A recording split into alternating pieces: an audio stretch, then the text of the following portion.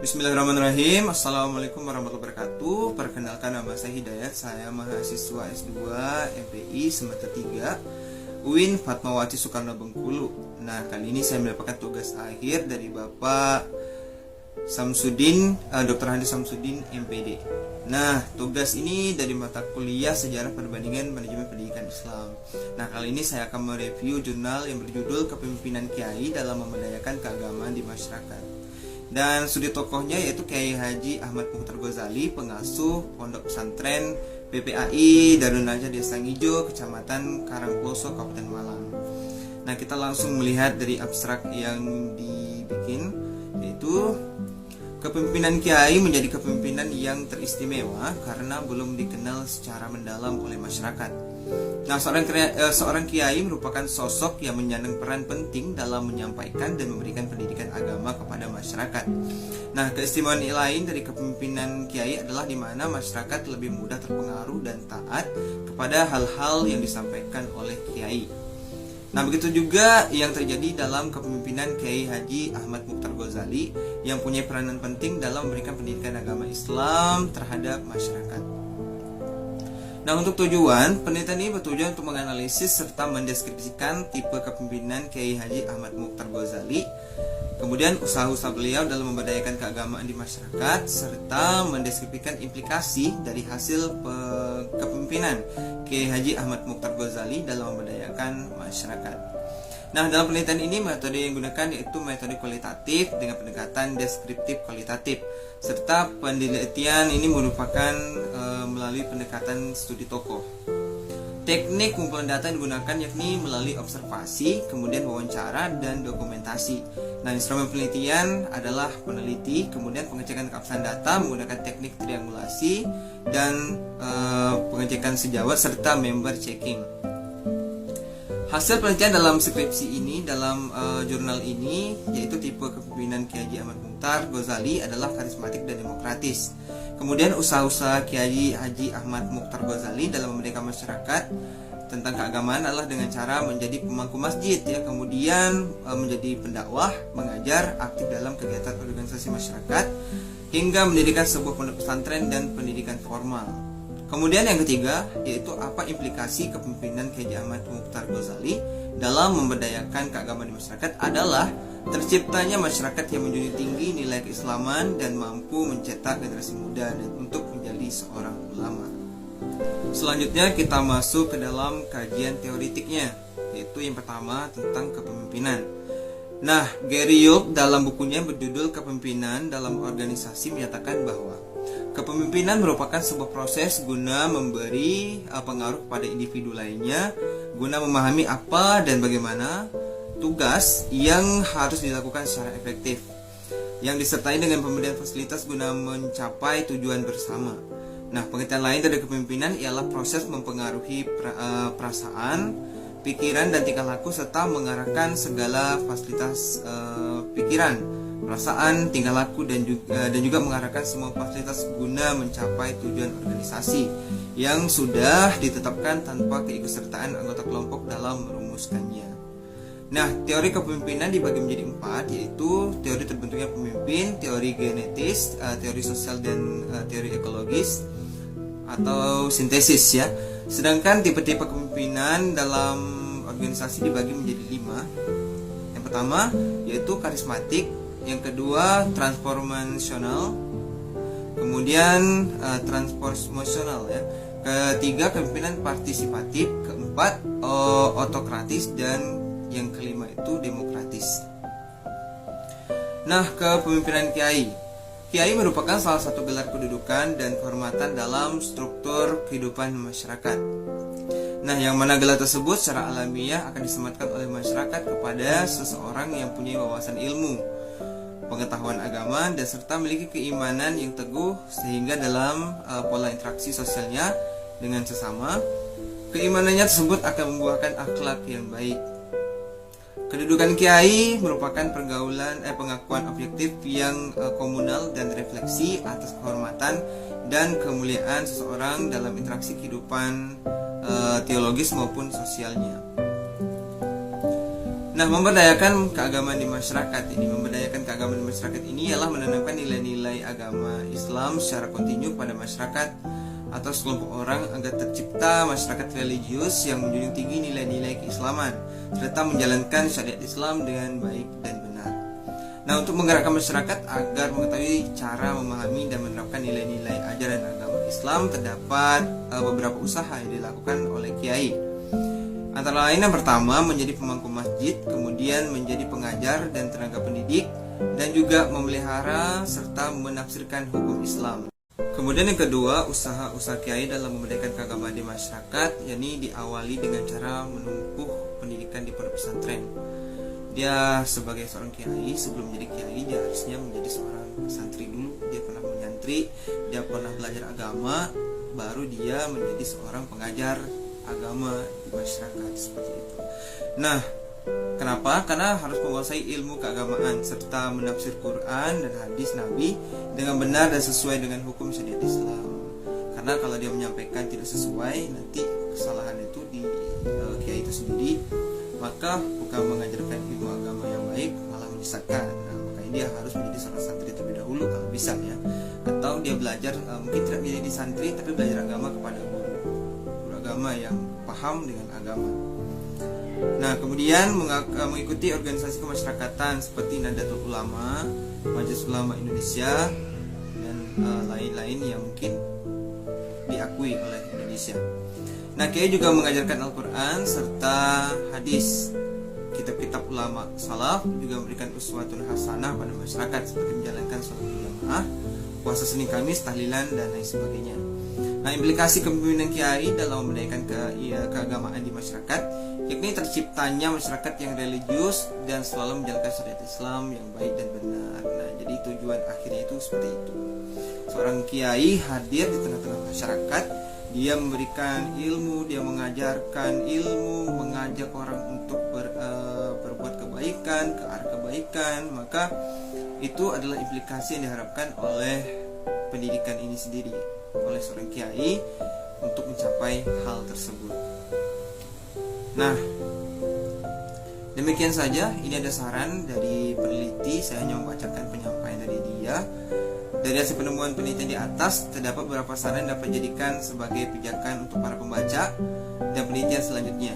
Hendaknya peneliti berikutnya dapat memperkaya pemikiran dan menggali informasi lebih dalam mengenai dinamika perspektif pemimpinan kiai dalam memperdayakan keagamaan di masyarakat secara variatif. Lebih banyak variasinya lagi ya, bukan hanya yang monoton saja, tapi lebih variatif lagi.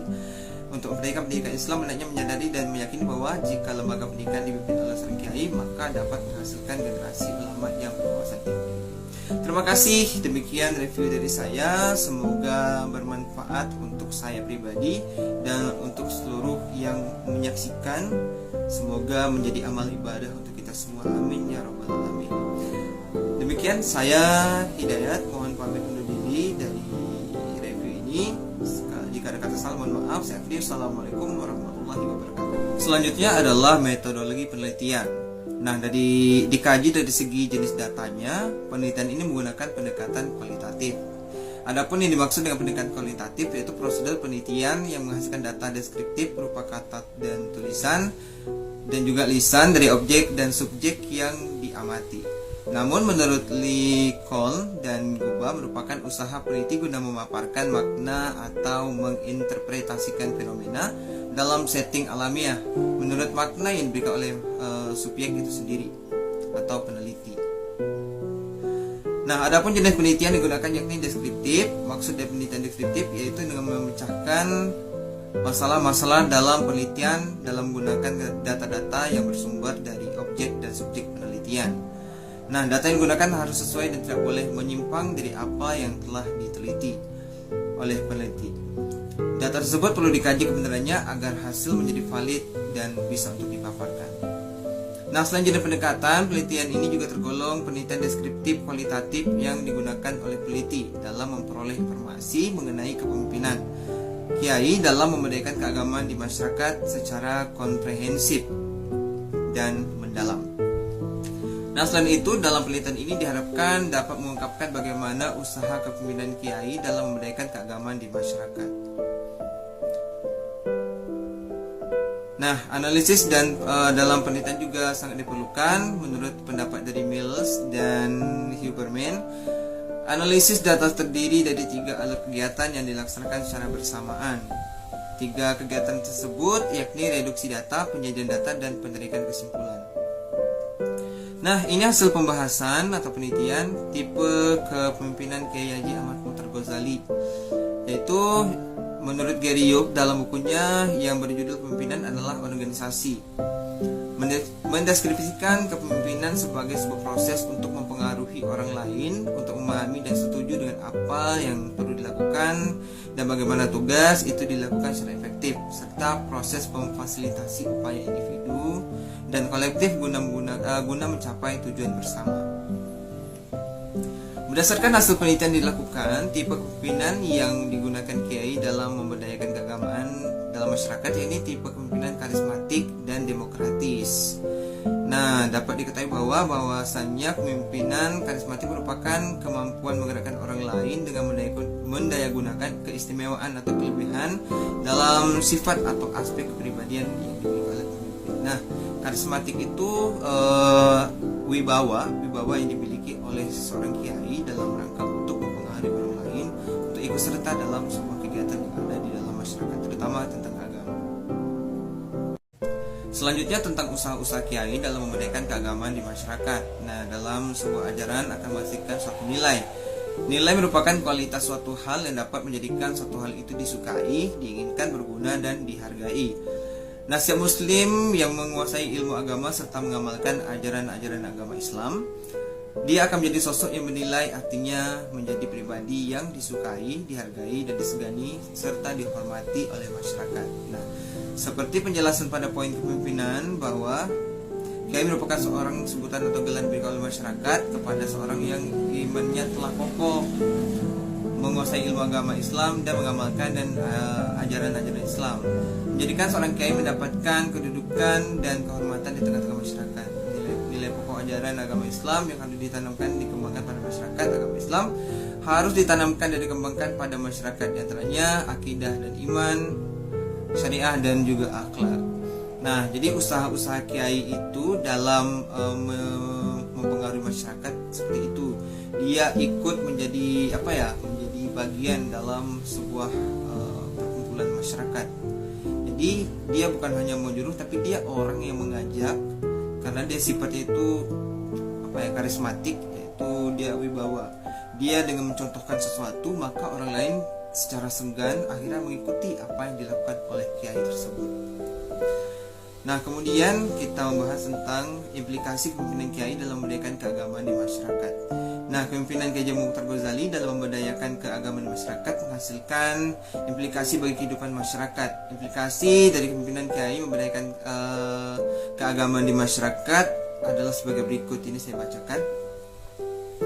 Masyarakat mulai meninggalkan kebudayaan bertentangan dengan syariat Islam. Masyarakat menjadi taat menjalankan syariat agama Islam seperti sholat, puasa, zakat, haji, dan sebagainya. Banyak alumni Kiai Haji Ahmad Mukhtar Ghazali menjadi tokoh agama dan juga mampu mendirikan tempat pendidikan Islam seperti TPQ, Madin, atau pondok pesantren. Nah, masyarakat mendapatkan solusi ketika menemui kesukaran-kesukaran saat melakukan ritual tertentu atau melakukan ibadah, misalnya masalah warisan, pernikahan, perceraian, dan lain sebagainya. Nah, kesimpulannya, berdasarkan dari hasil penelitian dan pembahasan yang diperoleh, dapat ditarik beberapa kesimpulan mengenai kepemimpinan yang kiai dalam memberdayakan agama Islam. Di antaranya, tipe kepemimpinan digunakan Kiai Haji Ahmad Mukhtar Ghazali adalah kepemimpinan karismatik dengan cara memberikan teladan dan uswatun hasanah pada masyarakat serta mempunyai pribadi yang baik. Selanjutnya, kepemimpinan demokratis, yakni ketika membuat kebijakan, mengambil keputusan, seorang kiai selalu minta pendapat dalam memberdayakan keagamaan di masyarakat, yakni diawali dengan cara menempuh pendidikan di pondok pesantren guna menguasai ilmu keagamaan serta menafsir Al-Quran dan hadis Nabi dengan benar sesuai dengan hukum syariat Islam. Nah, kemudian mengikuti organisasi kemasyarakatan seperti Nahdlatul Ulama dan Majelis Ulama Indonesia. Nah, kiai juga mengajarkan Al-Quran serta hadis kitab-kitab ulama salaf juga memberi uswatun hasanah pada masyarakat seperti menjalankan sholat berjamaah, puasa Senin Kamis, tahlilan dan lain sebagainya. Nah, implikasinya kepemimpinan kiai dalam mendayakan keagamaan masyarakat, yakni terciptanya masyarakat yang religius dan selalu menjalankan syariat Islam dengan baik dan benar. Nah, seperti itu.